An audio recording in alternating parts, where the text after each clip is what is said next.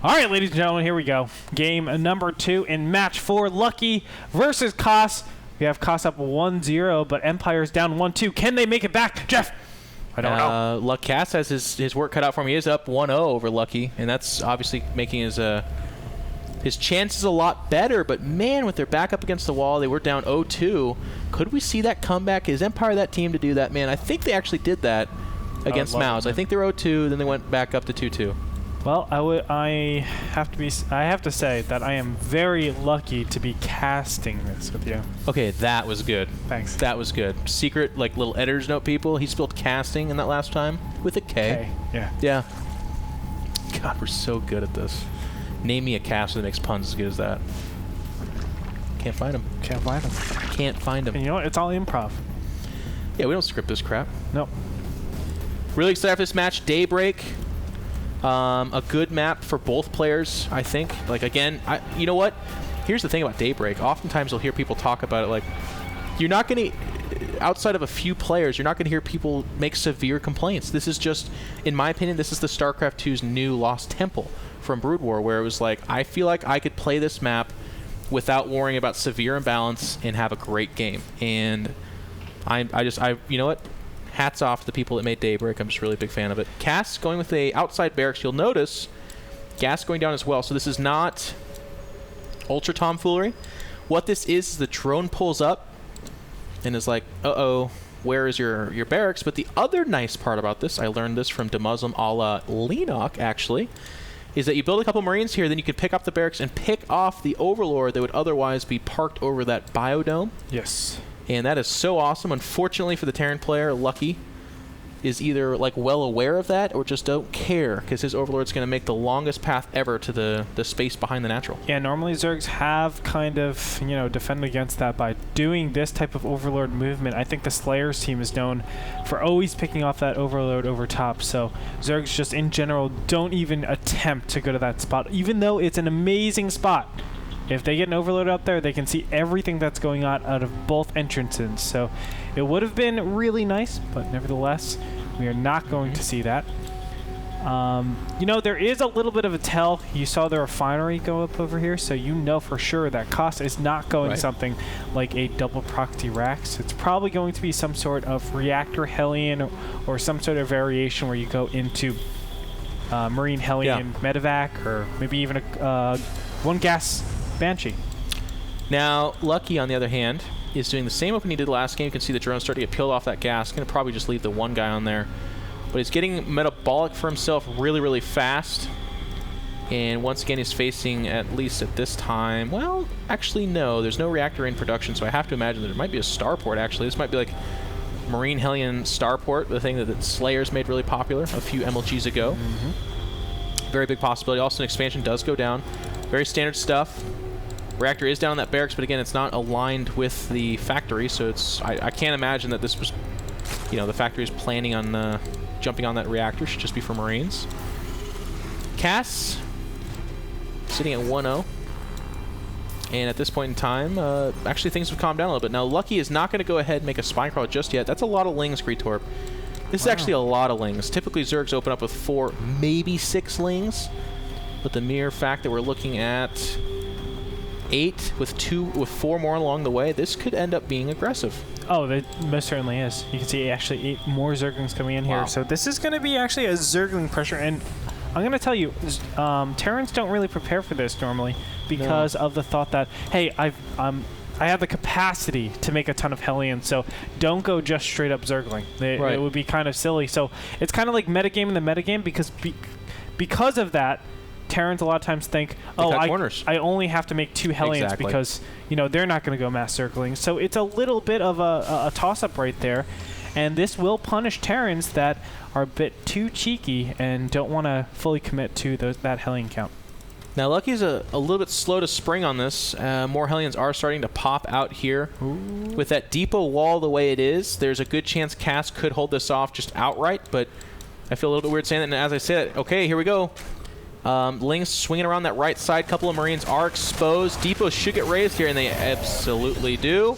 Hellions making their long journey back home, but these SCVs are going to get some alone time. Nope. 2 more Hellions pop out, and this attack's actually made to look quite silly. Yes, can he kill any of those SCVs? He kills, it looks like 1 or 2 of those. Let's see, 2 in total.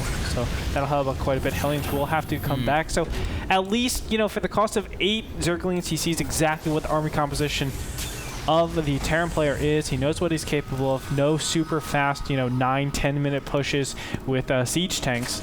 So I think going something like a Baneling Zergling expand would actually be very strong. He's rinsing and repeating here too. Gretorp, another swing around of these Zerglings. Meanwhile, back at home, a lot of Zerglings coming off amidst drones. So the counterattack does repeat itself, and more SCVs will go down. The nice thing here is that Terrans have a propensity to go ahead and move that reactor factory off the reactor so they can start making tanks or upgrading their Marines. So you don't typically see a lot of Hellions. And look at this. We actually have more Zerglings. Yeah. Sandwich coming here. Unfortunately, the Zerglings on the right-hand side were killed before all the Zerglings on the left-hand side were able to get over here. Great positioning on those Hellions, and he's actually able to funnel the Zerglings. Look at that. You know, not terribly super efficient, but still pretty efficient. Yeah, that's the part that kind of weirds me out. I think on, like, Cass holds this off pretty effortlessly, and I don't think he necessarily did an amazing job with the defense. You know, like, I didn't see beautiful Hellion micro. Okay, cool. The positioning behind the mineral line was awesome. But I guess what I'm saying is I'm kind of calling into question the tactic by Lucky. But the thing here, too, I guess, as I say this, is a lot of players, like last game, we actually saw Cass do 2 Hellions and then stop. And he started making Marines and tanks. If those Marines and tanks are down below this ramp, these Zerglings actually look like the smartest thing in the whole frickin' world. As I say that, they're actually starting to kind of get some value here. What are you doing, man? He let a lot of Marines actually die in these engagements, and additionally, letting those Zerglings up into the main is kind of hindering his production line, of course. Yeah, this is what... I feel like this is what Lucky wanted last game. We can see the double evolution chamber at about half done with upgrades, a pretty quick third, all things said, and he's been making a lot of Zerglings, sure, and people would be like, well, those could have been drones, yeah. But there's still drones being mixed out, and he's actually killing lots of stuff. Like you said, you know the Zerg knows there's no push coming. And he also knows there's not a lot of units over here, so actually he's going to go after the bunker. Oh, man, big problem. Can't kill it, though. Gets a couple Marines. Still gives him just a little bit of an indication, kills a couple Marines, as you said. But he knows his opponent doesn't have a third for quite a long time. He has his third, and I like where his progression is. He is going for double upgrades. +1/+1 is actually really good in this position because, of course, he will be able to maintain that upgrade advantage. He has the layer tech already. I would love to see a little bit of a faster hive this time around. Right. And with that upgrade advantage, he can actually say, well, now Ultralists become a lot more relevant in this fight. I could possibly go that Ultralist. Sure. And despite the 3 command centers, the Zerg players pushing, having a 30... Well, right now it's a 19 Harvester lead. Healthy 3 bases, good creep spread. 2-2 should be started up right away here. Infestation Pit is nearing completion, so I really like the progression of Lucky. And I like the atmosphere he's created for himself in terms of being really aggressive with the Lings. I feel like Cass, I mean, look at this. He's building defensive structures behind depots. He's very much so like, oh gosh, there's at any time an attack that could be coming. Exactly. And when a player's in that kind of mindset, one of the last things they think about doing is dropping or harassing, but Cass, being the great player he is going to go forward with it anyways. Yeah, he knows he needs to get back into this. I mean, all that commitment Lucky did was the 2 main resources he used up were larva and minerals. And that leaves the gas, man. Gas is not being used, and that means a lot of good investment can go into the later game stages. So I think Koss realized, hey, I'm a little bit behind. I need to catch up. This is going to be one of the ways that I can with this drop. Gretorp, look at that third. I really like this. He's actually relocated the Spore Crawlers so that if a drop did come in, it's going to get harried by the Spore Crawler. And I just, little things like that. If it's in the mineral line, could it do that? Sure, but there's less of a chance of that happening. This drop on the top left hand of the map does get cleaned up fairly well. A couple Marines going down. But Lucky's just on top of things, man. He's got Lings as the fast response force to any kind of drop. And he's actually adding stack defenses to his base. I think it's a really good choice.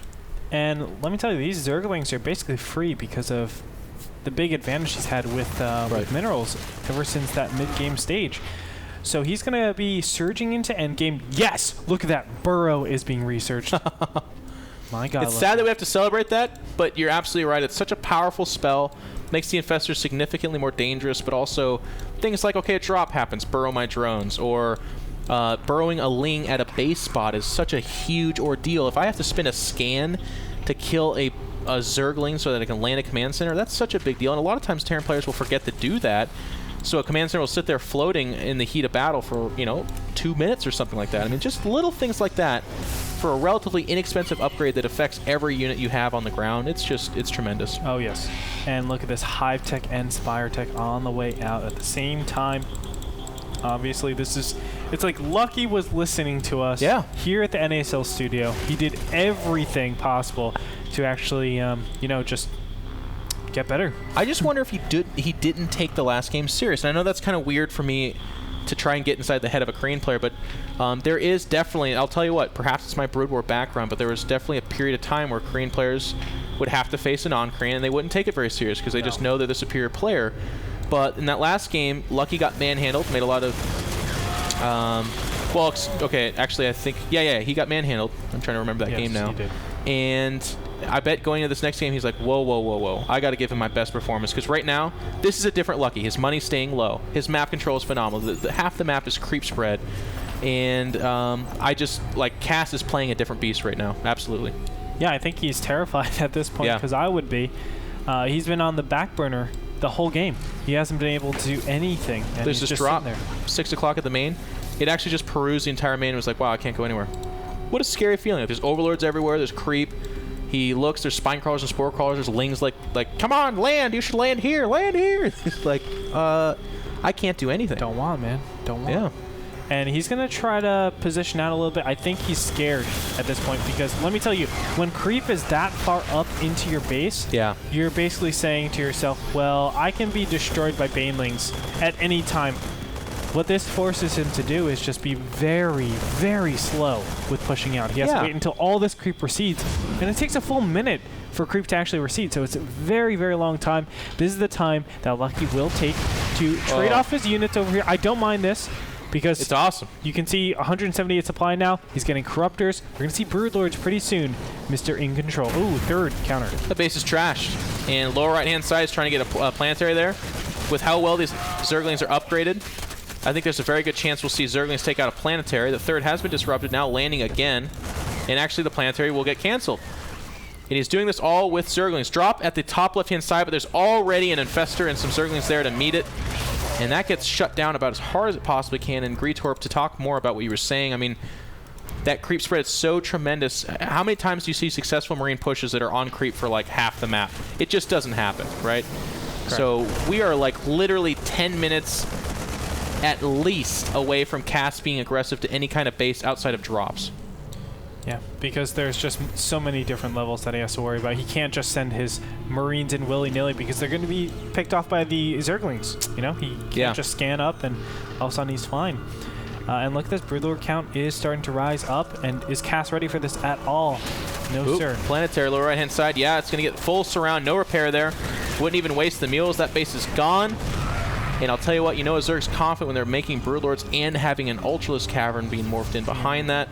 That means, you know what, I'm at about 5 bases, which is exactly what he's starting to do with that 5th base being set up. And he's saying, I can actually afford to make sure that I've got everything at my disposal needed to perhaps kill you. So let me tell you, Cass has the army to kill every single Lair Tech army composition. Lair Tech, yeah. Lair Tech.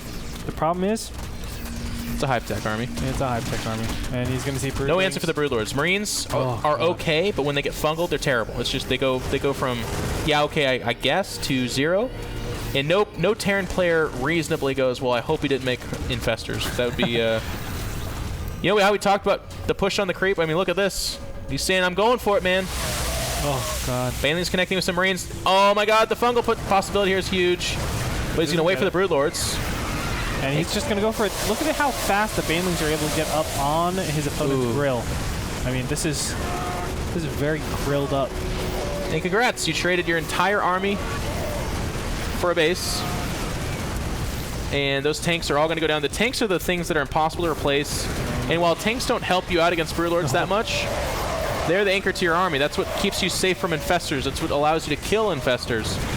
And without those tanks and all the Marines dying here, I mean, I wouldn't blame Cass to be just GG'd right now. Yeah, Cass, the critical units that he needed were Ghosts and Vikings. Now that the snipe does reduce damage, you still need the Ghost out to deal with Infestors. Yeah. Remember, they two-shot Infestors now. And EMP is always good, too. EMP is awesome.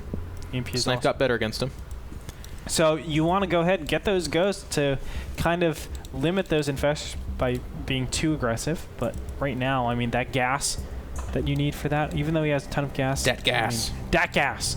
You need like 2,000 gas in your army, and he's going Thors. He's just going to do whatever he can. Yeah. I mean, you don't make tanks in this situation for Pete's sake, so he's figuring, I guess, a couple Thors could help. Like that.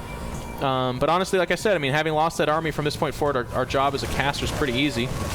And I hate to be anticlimactic for you, but this is a max Zerg army versus a Terran that's not. Ultra's in there too. Oh my goodness, the green. That's probably the most beautiful thing ever. And N comes out. It's the Russian GG, I think. That's the Russian GG.